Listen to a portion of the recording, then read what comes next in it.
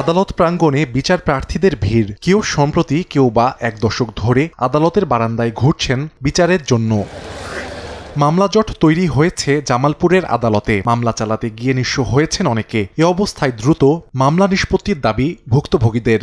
2010 সালের মামলা, এখন পর্যন্ত মামলাটা চলমান আছে। মামলার এখন পর্যন্ত কোনো সুরাহা পাই নাই। কি কারণে যে রায় হয় দিতেছে না।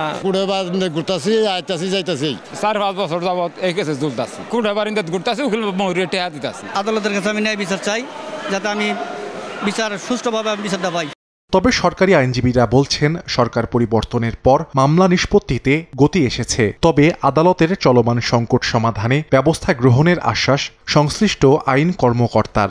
অলসতা করে সাক্ষী আসলে সাক্ষী 2-1 এপিপি ফিরাইও দেন, এটা আমার নলেজে আসছে। আমি তাদের বিরুদ্ধে একটু ব্যবস্থা নিব। ম্যাজিস্ট্রেট কোর্ট এবং জেলা আদালত বাহাদুর মহোদয়ের কোর্ট কোনো কার্যক্রম পেন্ডিং রাখতেছেন না। জামালপুরের 27টি আদালতে বর্তমানে 25,000 মামলা বিচারাধীন রয়েছে। সময় সংবাদ, জামালপুর।